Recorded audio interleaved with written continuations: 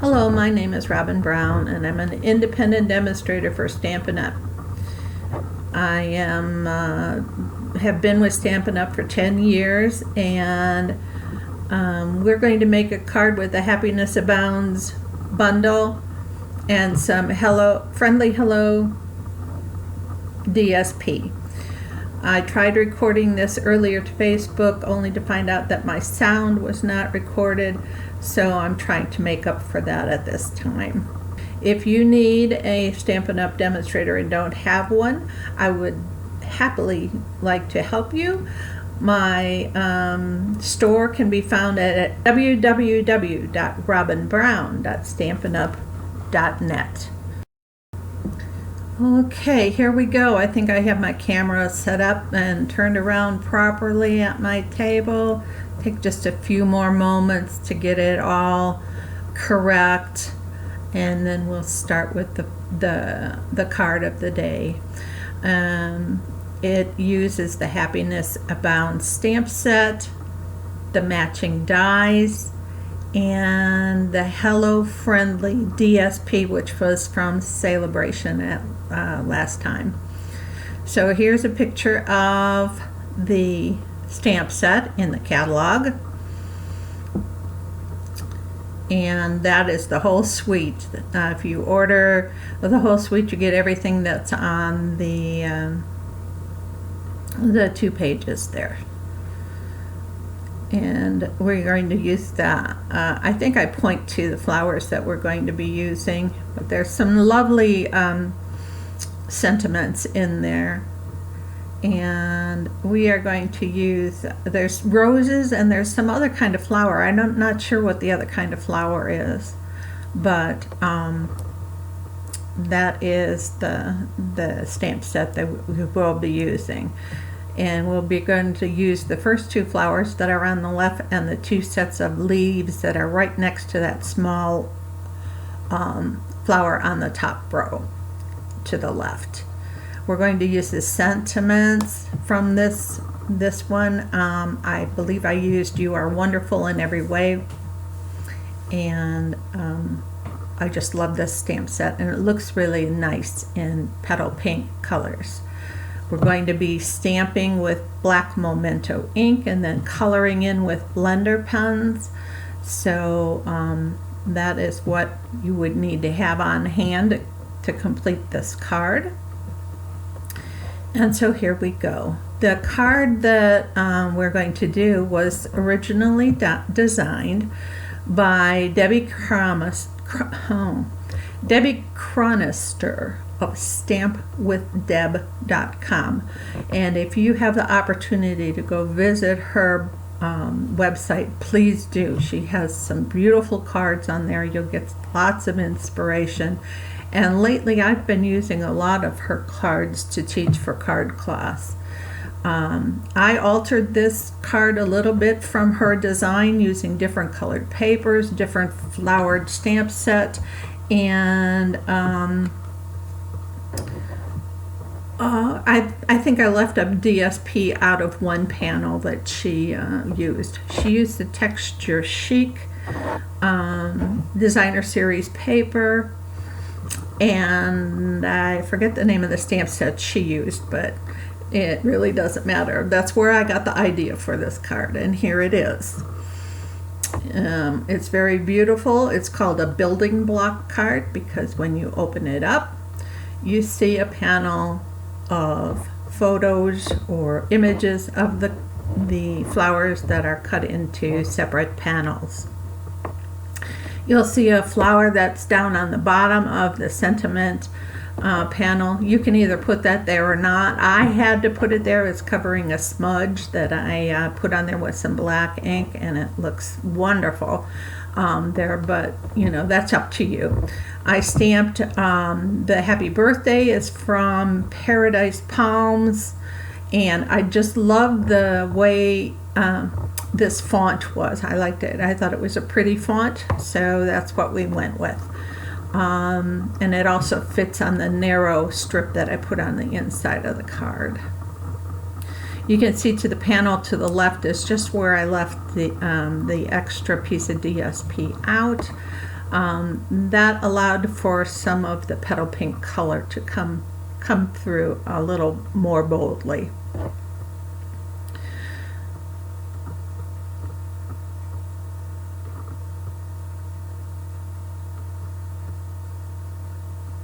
So I'm getting out my pre-prepared card pieces. We have a little baggie with some ovals that I cut with the ovals, layering ovals dies. One in Whisper White and one in Petal Pink. That's going to be for the front sentiment. And I'm keeping this card nearby so I can keep track of the design myself, because I haven't made that many of them, and they do get a little complicated every now and then. Here's your card base.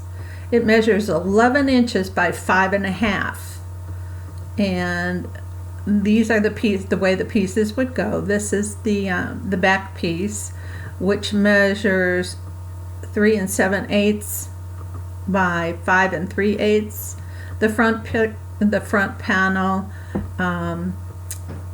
measures 3 3/8 by 5 3/8. These are pieces that measure 1/4 inch by 6, and then are divided into 4 equal sections by scoring at, oh, I forget. It'll come up later in the video and I'll explain it again. But this is kind of where the papers are used in their places. And you'll have 2 pieces of white, Whisper White, that are larger.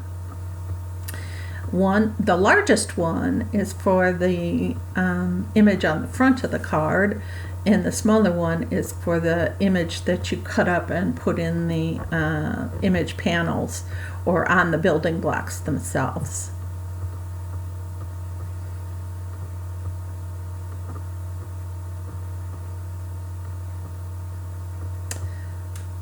So we're going to mount up our stamps on some blocks, and we're going to stamp both of these features. This is the largest flower in the stamp set, and then this one has just a little stem on the bottom of it. It's the only one that's like that, so you will recognize it easily. There's the set of kind of multiple leaves put together, and there's just the set of the larger 2 leaves put together. And I'm trying to point out on the stamp set which ones we're using, but of course I'm off frame a little bit and you really can't see it. But you'll recognize them when it comes to be ready to do it. And since we're coloring with Stampin' Blends, we are going to stamp our black lines with Tuxedo Black Memento ink. Tuxedo Black is a water-based ink, so it will not mix with the alcohol. And here you can see that on larger stamps, I like to take the stamp pad to the stamp rather than the stamp to the ink pad. This way I can see that all the black lines are covered on each stamp, and I think I get a better image that way and no light spots or dark spots. So I go stamp 1 large flower on each piece of paper. The 2 images will be similar but not exactly the same. Just for a little bit of interest, you want to change it up just a little bit, but they will look like they belong in the same family there. And that's all we do with that large stamp. We're done with it. We can wash it up and put it away. And then we're going to go for the smaller stamp. Now the smaller stamp, like I told you, has a little stem on the bottom of it. We want to try to make that stem touch the other flowers that are on the image so that they don't look like they're floating in the air. We also want to be mindful that this card is going to have a sentiment label up at the top, so you want to make sure that you're not getting your flowers too far over to the right, so that your flower would be covered up by the sentiment. And so that's why I stamped this flower here a little over to the left from the first one I stamped. it's kind of a subtle kind of thing. The card still looks nice the way it was originally stamped, but I did have to draw in a lot of extra stems that I wouldn't have if I would have placed the flowers correctly in the first place. So you can see that those two images look a lot alike. There's just very little difference but they're closer together on the smaller card because it's going to take up a smaller space. Now we're going to come. So you can put as many of those on there as you like, and you'll notice that my ink is going off the edge of the paper. Well, I have a plastic cutting board on top of my grid paper, which helps to fix with glare, so I just take my Stampin' Chamois and wipe it right off, and then there's no problem there. And then we're going to take the outside sentiment image and add leaves to it in the same fashion. I start with the double leaf, making sure I attach the stem to the flower, and being mindful that that label is going to be on the front of the card, and that was the whole reason for moving that flower a little bit left, so we will see a little bit more of that flower when it comes to this card when we're done, hopefully. Now the leaves, I don't mind if the leaves get covered up by anything. They just are something to make things look pretty realistic, which I think they do a good job of. These stamps are photopolymer, so you can see through them and are easy for placement and easy to make sure that your stems touch. If they were red rubber, they'd be a little bit more difficult to place. So I'm kind of leaving that blank area up in the upper right for the label. And again, I have ink on my thing, so I'm going to clean that up. And that is all the floral stamping that needs to be done on this card. And I think we are done with the Memento Black ink, so we can close that up. And we can get out our Stampin' Chamois and clean up the blocks here. You don't really need to watch me do this. I'm sort of doing it off camera, but that's the size of the container I keep it in. It's folded up a little bit to fit in there and keep moist. I take it out every now and then and rinse it all out with vinegar, which helps keep mold and stuff out of the container.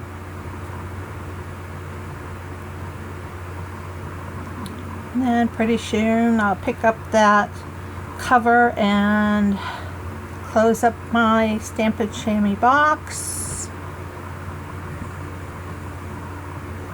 You can find the Memento ink and the Stampin' Chamois on the same tools page in the catalog.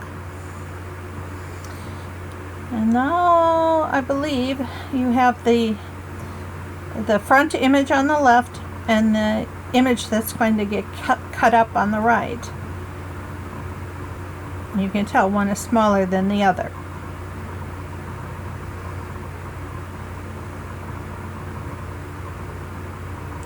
I'm preparing to find my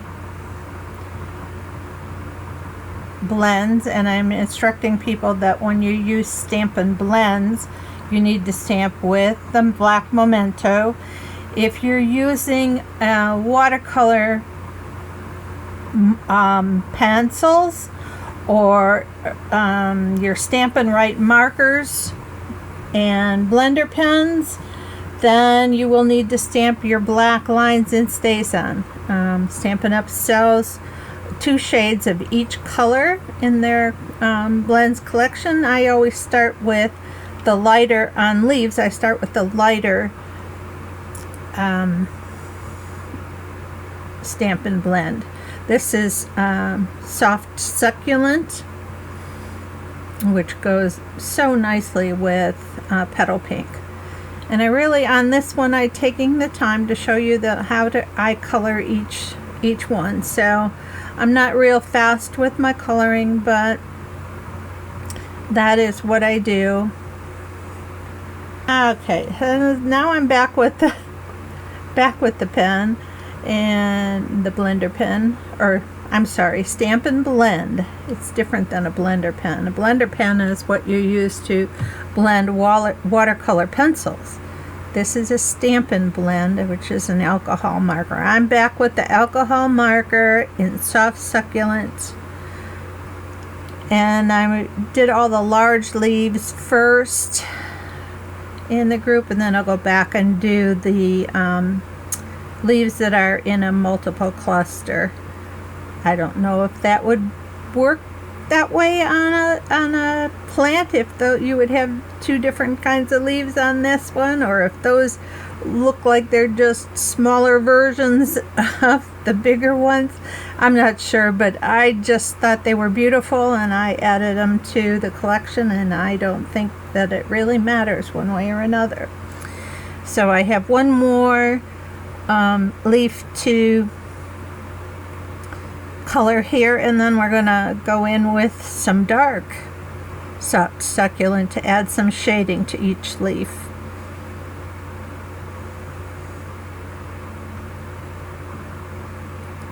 I have a background fan running in my room, so I'm sorry if there's a little noise behind me in this, but it's better than no audio at all, which was the case with the other video.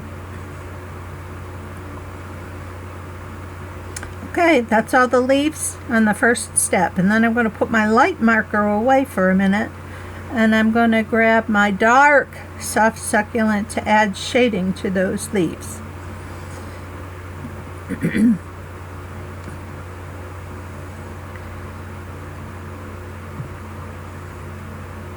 I'm figuring that the light is coming from the upper right, so that the shadow on these leaves would be on the lower side of the leaf.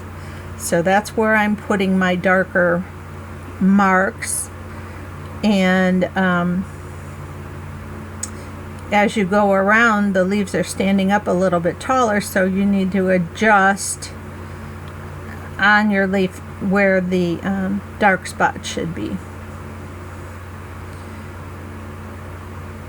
It's especially important on that leaf that goes up on the top. The leaves would look just fine without any shading at all, but I think it just adds a little bit of depth and dimension and artistic beauty to have the shading in there. Now some people go back and take their light marker and go back over the top of the dark spot with the light to blend it in more easily. I will show you what that looks like when it dries. That's the only leaf that I did that on, and I thought it looked better unblended rather than blended on this particular time.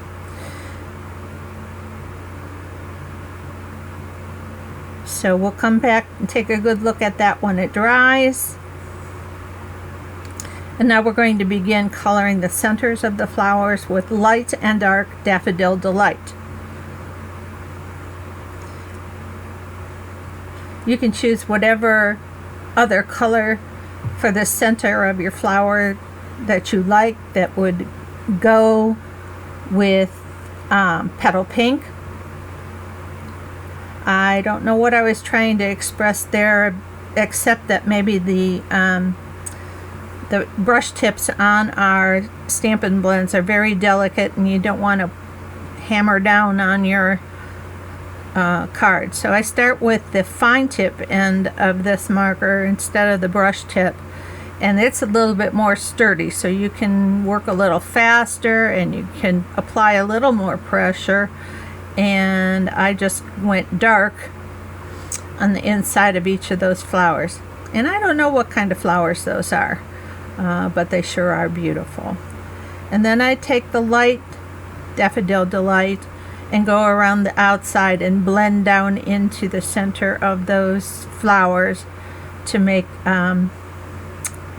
some dimension and shading to the flower center. Now my next step is, you can see on the lower flower that it has some images on the edges of the petals. I'm going to take the dark petal pink marker and color in each one of those little places where it looks like the leaf is turned up. I color those in first, and then when I'm all done with that, then I go back and color in each section. I'm not saying color in, I would say instead of outline I would inline. Let's call it an inline. Just maybe I created a new interpretation for that word. Inline perimeter around the inside of each of those petals with the dark. So that's what I'm doing now, and I'll do that to all the flowers. Not only this big one, I also do that to the little one. And then when you go back and you fill it in, it looks like it's already been shaded. And you can see actually here, now you wouldn't want to do this close up because you would be able to see it, but you can actually see how just putting that little bit of color around the outside edges of those petals, I mean the inside edges of this petal, starts to give the flower some color.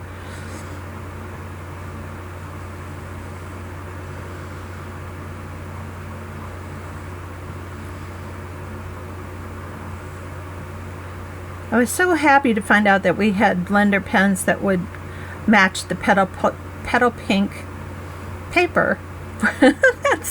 that's a tongue twister. Petal pink paper. How many times can you say that fast? Anyway, I was so glad to find out that we had that, because I don't think we would be able to match that with a watercolor pencil or any other method except by using a blender pen in the petal pink ink pad.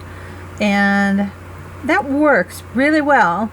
However, it also does sometimes leave like marker lines. I don't know how to explain that, but it's like if you were drawing something with a pencil and you tried to color it in, you would have to go over and over and over and over and over it to get all the little separated lines out of it. Okay, now I'm finishing up here with the last section of inlining those flowers. And now I'm going to take the light petal pink brush tip, and even though I'm going fast, this is very, very, very, very light touch to fill these in. You don't want to touch the paper any more than you're just able to transfer the color. And after you've used these pens for a while, you'll know how much pressure you can put on them without disturbing the tips. I believe there's a place that sells tips that you can replace these with if you totally disastrously ruin them. I'm having a little trouble with this pen because as you can see, I pulled the end off there. I tried to use the other end of the pen, but the end that I wanted to use is broken. I just today had that pen replaced, and it's on its way from Stampin' Up. Thus, because the end was broken, it's leaking air, and some of the coloring we're definitely running out of ink. So this will probably be the last flower that this particular blender pen colors. Alright, so you can see what a nice, delicate little look that is. Just a hint of pink. It's just beautiful. And you would color the front of your card in the same fashion, but I'm opting out of not showing you that because of how tedious how much time it would take. Here's one piece that I've already started the flowers on. I'm explaining right here as you look at this leaf how it still shows some shading, but it's not as advanced shading as the other ones. So I think I will just opt out of going back over them for time-wise and for looks-wise. I don't think it needs it at all. Now I'm getting out my Stampin' Trimmer, which is the old one. I have a newer version of this Stampin' Trimmer, but I figured I would just use this one up until it doesn't work anymore. Now this measures 2 3/4 by 4 1/2. So we have to split down the middle, the long way, that piece of paper in half. Half of 2 3/4 is 1 3/8. So that's where we're going to start. I'm going to back that up. We're going to start cutting the long edge. The long edge measures 4 1/2. So to cut that into 4 equal pieces, you want to cut each one of those strips at 1 1/8. And it's a little fiddly to get your fingers all together in there with the Stampin' Trimmer. You'll notice that I tried to keep the images in line over there on the side where you would normally have your paper, so that for ease of assembly a little bit later. Now each one of these strips needs to be cut by 1 3/8, because half of 2 3/4 is 1 3/8.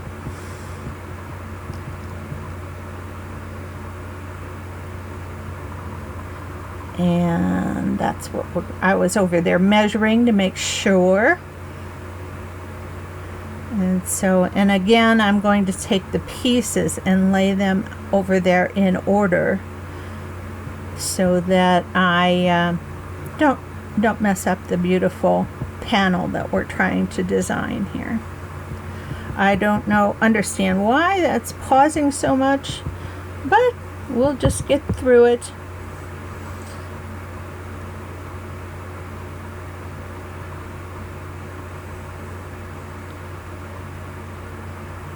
And one more strip to cut at 1 3/8. So the actual piece, each piece measures 1 1/8 by 1 3/8. So they are not square. Alrighty, so I'm going to take that trimmer and its pieces and set it aside for safekeeping while we assemble the rest of the card. We're going to start with that back panel, and the measurement of that panel where the DSP is going to go is 4 inches by 5 1/2. So this piece of DSP is 1/8 of an inch shorter, which makes it 3 7/8 by 5 3/8. So that's what we're going to glue in there and give ourselves a little 1/16 of an inch border. You can see the cute little back side of this paper. This is the Friendly Hello DSP. I know that's already gone. That was from Celebration last time.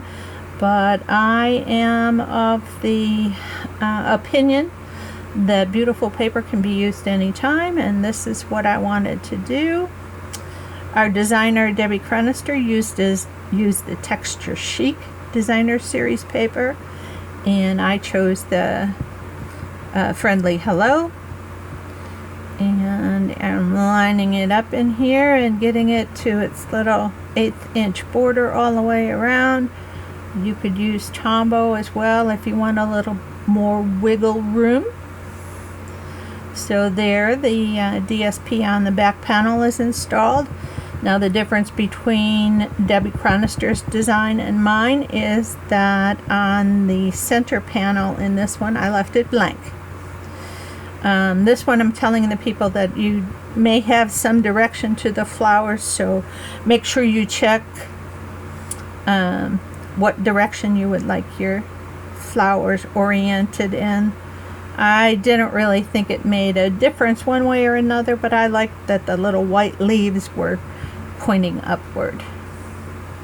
So that's where I decided to do this. Now this panel is, which panel is this? This is scored at 3.5 and 7. So this is a 3.5 by 5.5 panel. So the DSP piece that goes in here is 2 7/8 by 5 3/8.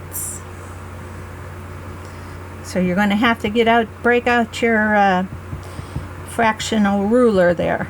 I never thought I'd use those fractions so much, but it sure is easy now to divide fourths into halves and halves into eighths and that kind of thing. It's very helpful. I think I was mathematically challenged at my last video because it didn't come out so well. I cut the paper in the wrong place. I will admit I did that. So I'm looking here for a fourth piece that I dropped on the floor. And these pieces each measure 6 inches long by 1.25 inches wide. So then it is scored by 1.5 inch increments. So it's scored at 1.5 inches, at 3 inches. Yes. I'm sorry, 1.25 inches. Oh, yeah, they are 1.25 inches. I'm going to have to go back and look at that one because I really don't remember. 6 divided by 4 is an inch. Yeah, 1.25 inches, 2.5. Nope. Those, I'm giving you all the wrong numbers. It won't do you any good. I will write in text. I will look that back up and write in text what the exact size is. But I'm showing you here that I want to place all of these into their proper place before gluing them down. So I'm going to hold that one flap under and then take a piece of post-it note tape, or washi tape works real good, but be careful not to pull it off real fast. Both post-it note tape and washi tape can pull your DSP and tear it. So, and now I'm going to put another strip up at the top. That leftmost edge gets put right up close to the fold, not over the fold. And then I tape it down. It's about 1/8 of an inch from the top, and the other one was about 1/8 of an inch from the bottom. So now I can space 1/8 of an inch between this bottom piece and the next piece, and you just need to eyeball this. You can move them all until you glue them down. It's not critical at this point. You just want to make sure you get them all in there, because you could run out of room if you start too low or you start too high. So then this last piece, I tape it down, and then I check the distance between all the pieces and decide if that is correct. You will see that all the edges of these tabs are fairly close together. All the folds are fairly close together. And that center fold is right on the score line of the card below it. Now this one here is where I'm going to start. And I'm just going to find my Tabo Mono liquid glue. And I'm going to put some glue on this tab. Not removing the tape. The tape is still holding my piece into place. And then I'm going to take that tab and flip it over and check that it does not go past center on that particular strip, and that it stays parallel with the bottom of the card. And then I fold it back, because I'm going to use that for a guide to put on this next one. Now you want to make sure that these folds all stay perpendicular. The tape doesn't hold them totally in place, it's just a guide. So make sure when you put it on, you can see as I'm trying to ease this one over a little bit, it's a little out of whack. Trying to straighten that up so that that fold is definitely right in line with that other piece that I put down. I'm working my way up. Here's the third one. This all works the same. And there we go. And then the last piece. Look at that, they all fit on there. I'm pleased. And then when they're all glued down, you can breathe a sigh of relief and say, oof, I've got some of the hard part done. And this is the hard part of this card. It takes some accuracy and measurement and a little bit of patience. Now we are going to take off the Post-it note. We no longer need it, but take it off carefully. And I set it aside on the corner of my desk, my workspace here that I video from, so that I can use it whenever I might need it, maybe holding down dies in my Stamp and Emboss machine or my Big Shot, and maybe even holding down a piece of paper inside my Stamparatus. I reuse them till they don't stick anymore. And I'll show you where I keep them over there in the corner.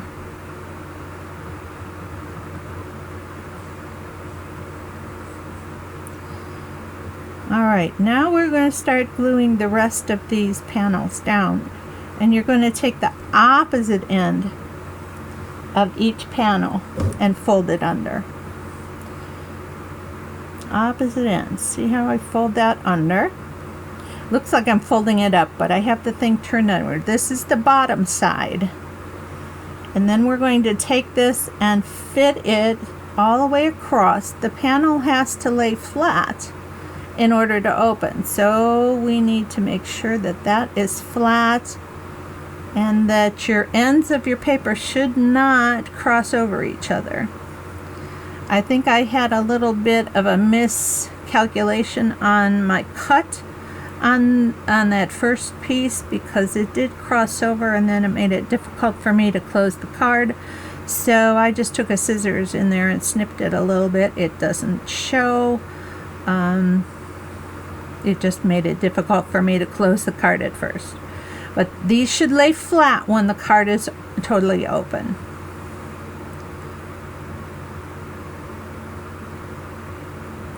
And we're working our way back on up. And you can see that these are coming pretty good in line. All the folds are pretty much in line with each other, which is a good thing.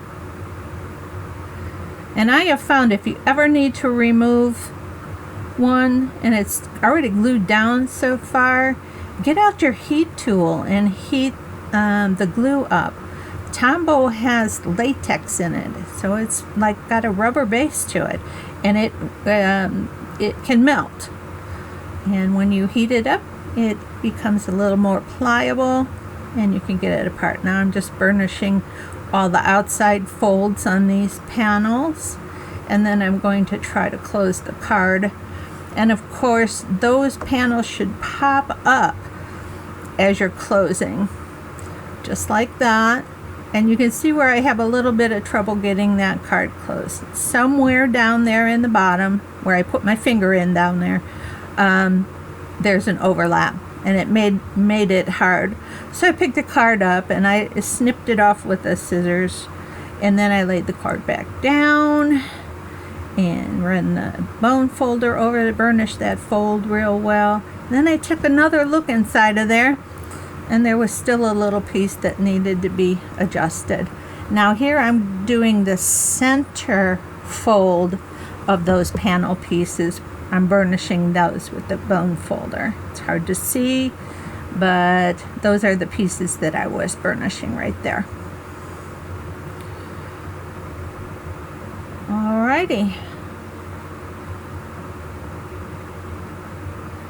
And I'm still wondering about that place that's stuck in the bottom. And now I found a longer pair of scissors and reached in there where I could actually reach with the snips to cut that piece off that was interfering.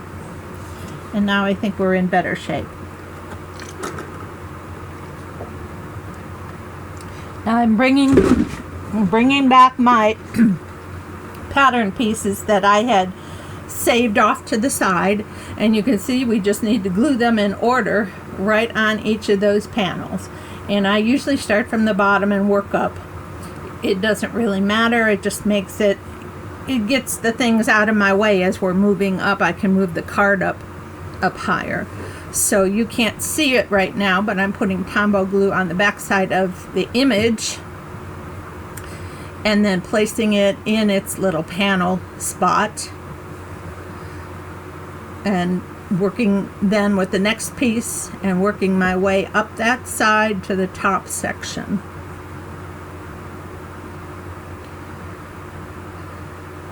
You have to make sure, I mean, there's some errors that can be made if the pieces get shuffled around. So you want to double check when you're picking your piece up that you have the right one. Other thing that you could do would be to number the back side and then put them on in order. You could draw pencil lines on the back where you would be cutting it and then number the little squares. That would be helpful to someone who maybe is a little more spatially challenged. I think that's what they call it. It's like putting a puzzle together. Some people can do it really well. Others take a long time to do it. And if you are making more than one of these cards, do not, and I will repeat, do not cut more than one of these panels at a time and place them down, because you will have all kinds of mixed up pieces. And if you're using the same colored markers in all the cards, it's going to be near to impossible to sort them all out and put them back in the proper place. So I have one more piece to install, and then the inside feature of the card is finished.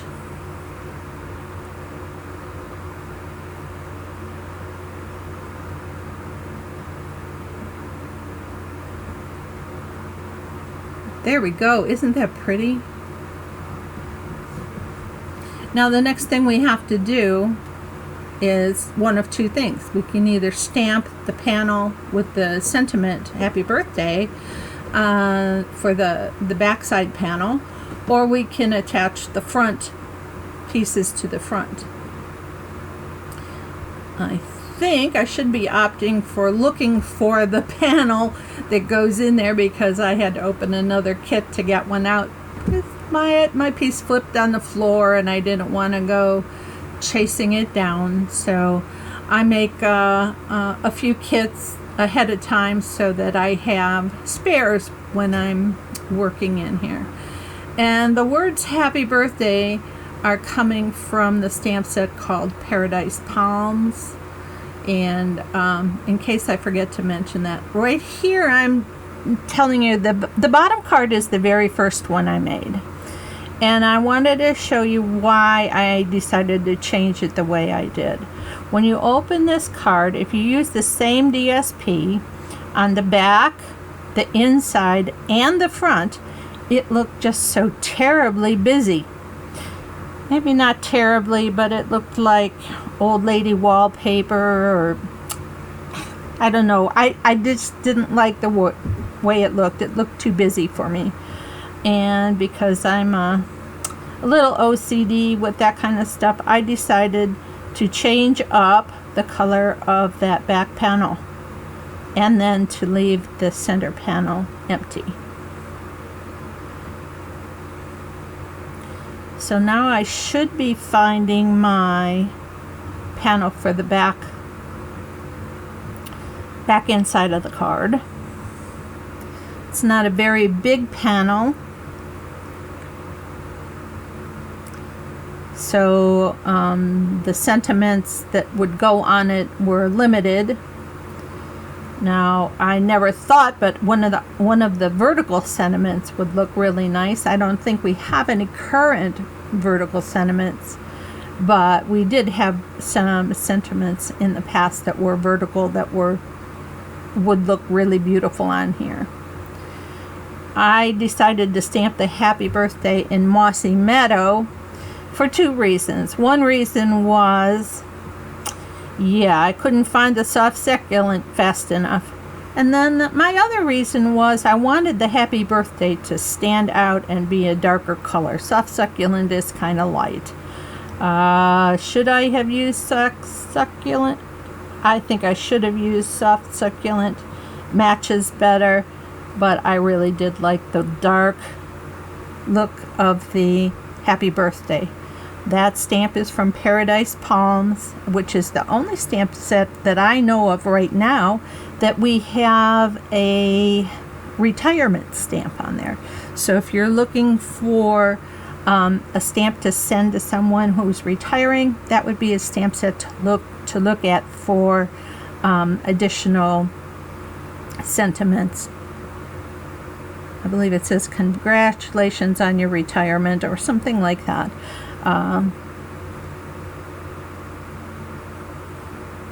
I again must have taken off to get a drink, maybe, because that's what I went for. I went to get the little kit that I put in with everybody's packet that has an oval and a scalloped oval. Now you can cut these with the layering ovals dies,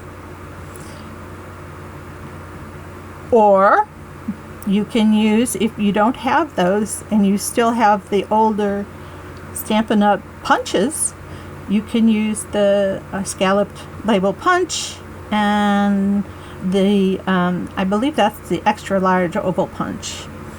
And those little gems on the side are,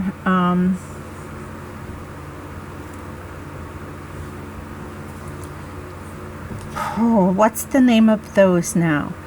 Fine sparkled adhesive back gems. I believe that's the name of them. And they come in 3 colors, and one of them happened to be petal pink. So I'm taking this stamp set and I'm using the sentiment that says, "You are totally wonderful," or something to that nature. Let's see if I can find it. Wishing you all the happiness you can imagine. No, that one would fit also, but I did use "You are wonderful in every way." And the script on those stamps, on the longer word "wonderful" and in the stamp set, would go off the edge of the label, but it still looks nice without the extension of the curly cues on the end. So that's what I decided to put in there. All the words fit except for that case that I'm telling you, like the scripty. Is that a word? Scripty? Scripty ends the word "wonderful." And it's a photopolymer stamp, so all you have to do is ink it up and position it on the label. And I like to hold them down for a little second or two when I'm doing it with a little light pressure. And there it is. You can see where the "wonderful" goes edge to edge, but all the rest of the words are on there.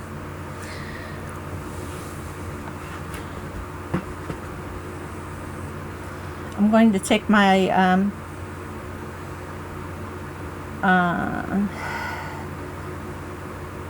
I used Tombow, I believe, this time to glue in the back panel, but you could use your Stampin' Seal as well. When I have something that I want to precisely fit, I usually use Tombow glue for the wiggle room. And the reason this panel is so narrow is so when you close the card it doesn't show. And then I'm going to take the back of my white oval and glue it to the scalloped oval.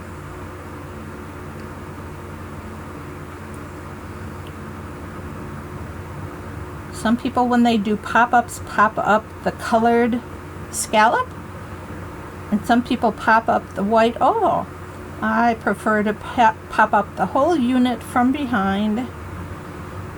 And I am going to, this is not the finished product here, but I put a little bit of sticky tack so that I could show you where that's going to get positioned on the front of the card. This is the front image. And I'll be able to remove this and recolor.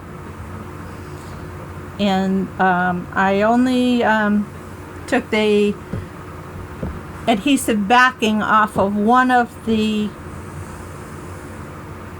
Stampin' Dimensionals. And right here, I call this Stampin' Up! Gold. These are the edges of the dimensionals. There's no reason why you can't use them if they fit on the back of your card. On the back of your, whatever you're popping up. If they fit, use them. It's just wasted if you throw them away. So here I'm showing that I'm going to put 4 pieces on the back of here. And I'm going to take the backing off of one of the pieces and then position it on the front of the card so that you can see where it goes. Yes, I'm always a little overkill with dimensionals. I don't like my images to sag at all, especially if they're going through the mail. So I make sure that the center of each one of my images that I put on my card has some support. And here I'm trying to put this on the card front straight. Not very successful the first time. I don't know why ovals are so difficult for me. But then I will move that out of the way so you can see. And I'm showing you these fine sparkle adhesive back gems. They're beautiful. And you know, I have one large one and 2 small ones. They come in 2 sizes. And I put them in groups of 3 on each card. Psychology has said that it's more pleasing to your eye to have things in odd numbers when they are grouped. And the other thing is, don't try to put them in a straight line. You will probably most likely fail, and then it'll look like it's crooked. So it's also been found to be more pleasing to the eye to work in triangular shapes. So that's what I chose to do. You can see the placement of each of my gems on the front of that card. One's on the label, one's by the second flower down, and one is down by the big flower. And that's the end of that card. That's what we spend our whole afternoon doing. And I want to thank you for stopping in and taking a look at this video. I am really, really sorry that it didn't record the first time because it made lots of work for me, but it was lots of fun going back through it and coming up with the correct words to say. I have a Facebook page. It's Robin Brown, Independent Demonstrator for Stampin' Up. I'm going to take that back. It's a Robin's Nest Creations. Robin Brown, Independent Demonstrator for Stampin' Up. You can find me on Facebook, and I also have a YouTube channel, Robin's Nest Creations, and look for the one with the little black bird up in the corner. That will be my channel, because some people have more than one channel named the same thing. I don't know why they allow that, but they do. And so, there we go. I hope to see you real soon. Check out my videos on YouTube. Check out my Facebook page. And come back here and check. And if you want to be a part of one of our Zooms, let me know. It's a more personal experience. It's a little bit more private. And you can talk and chat in between to the people who are on the call. So have a good day. I love you all. God bless you. See you again.